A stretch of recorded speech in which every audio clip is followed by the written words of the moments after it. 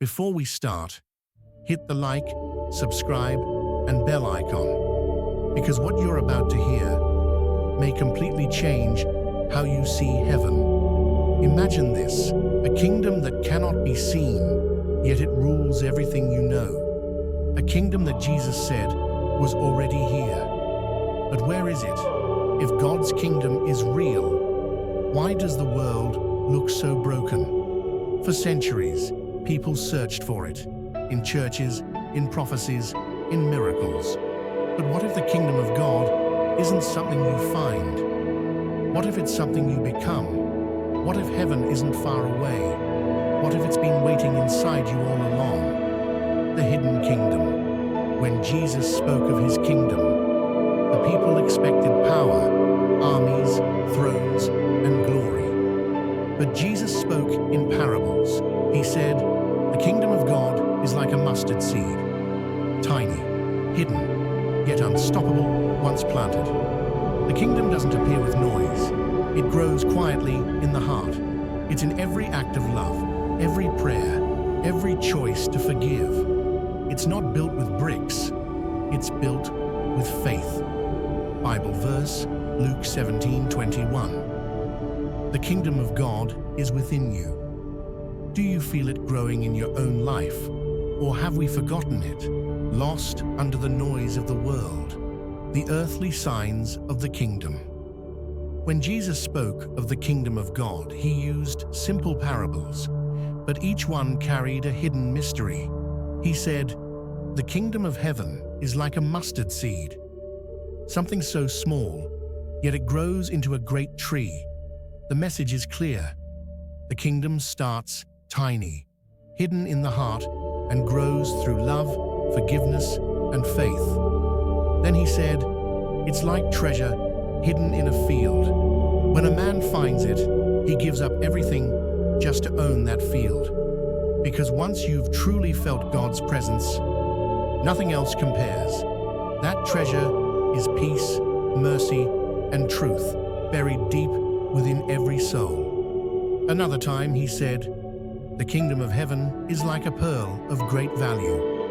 The merchant sells all he owns to have it." That's what happens when a heart discovers God.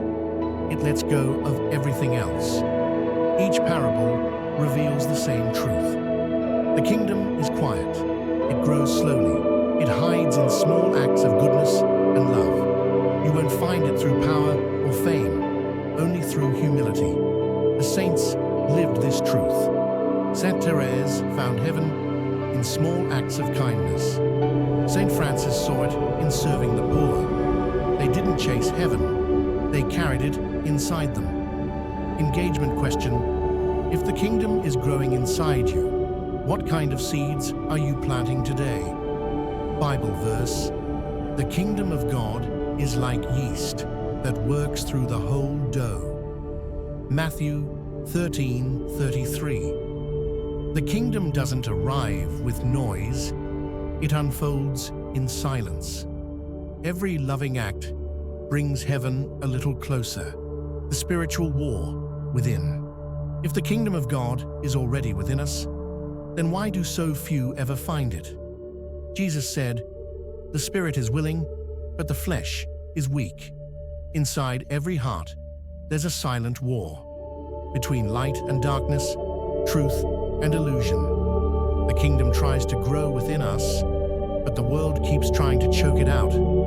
Pride, greed, lust, envy, they build walls around the soul, blocking the light that's meant to shine. We crave comfort more than truth, and noise more than silence. And in doing so, we lose the very presence of God living inside us. That's why Jesus said, "You cannot serve two masters." You can't chase heaven while clinging to what's destroying you. The kingdom doesn't enter a divided heart. It comes when you choose surrender over control, faith over fear. The saints called this the inner battle, the moment when a person finally decides who will rule their heart, the world, or God. What's ruling your heart right now? Peace or pride? Bible verse: treasure is, there your heart will be also. Matthew 6:21. The greatest war isn't out there, it's within, and victory begins the moment you let God win inside you. The saints who saw the kingdom. Some people only believed in the kingdom after death, but a few, rare souls, saw it while still alive. Saint Teresa of Avila once said, "It is not necessary to go to heaven, for God is within you." She wasn't speaking in symbols. She had seen that reality. In prayer, she entered a peace so deep, it felt as if heaven itself opened inside her soul. Saint Francis of Assisi saw the kingdom in everything, in sunlight, in the poor, in the birds that sang to him. For him, God wasn't distant. He was everywhere, woven through every breath of creation. Saint Catherine of Siena wrote, "All the way to heaven is heaven," because Jesus said, "I am the way." For her, to walk with Christ was to live in heaven already. These saints didn't escape the world. They revealed what it looks like when heaven breaks into a human life. Their joy, their courage, their mercy, that was the kingdom shining through them. You and I may not see visions, but the same kingdom lives within us, waiting to be awakened. If the kingdom was visible in their lives, what would it look like in yours? Bible verse. The kingdom of God is not a matter of talk, but of power. 1 Corinthians 4:20. Heaven is not far away. It begins the moment a soul becomes transparent enough for God's light to shine through. The invitation? How we enter the kingdom. The kingdom of God isn't something we wait for. It's something waiting for us. But to enter it, Jesus said, we must be born again, not in body, but in spirit. To be born again means letting go of everything that keeps us blind. The anger, the fear, the pride, the endless noise. It means opening the door of your heart and letting God be the center of it all. The kingdom doesn't demand perfection. It invites transformation. Every prayer, every act of mercy, every time you forgive, you take one more step into that divine reality. That's why Jesus said, "Blessed are the pure in heart, for they shall see God." Because purity isn't about rules, it's about clarity. A pure heart sees what others can't. It sees the kingdom already here. And maybe that's what heaven really is. Not a place you go, but a presence you live in.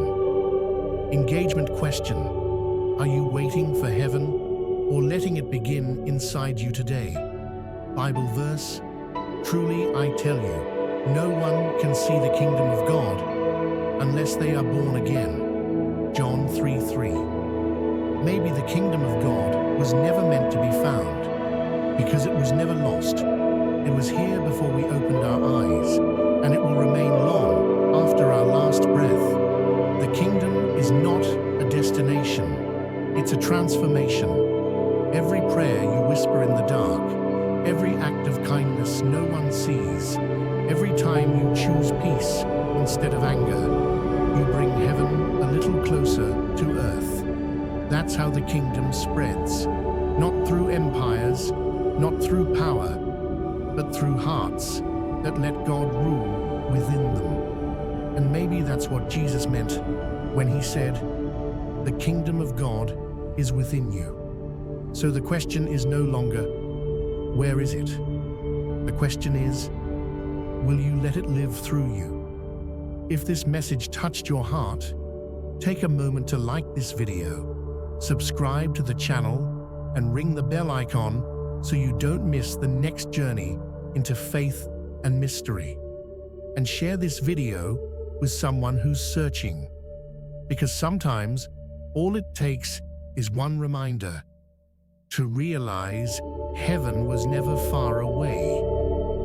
The kingdom of God isn't waiting above, it's already knocking inside your heart.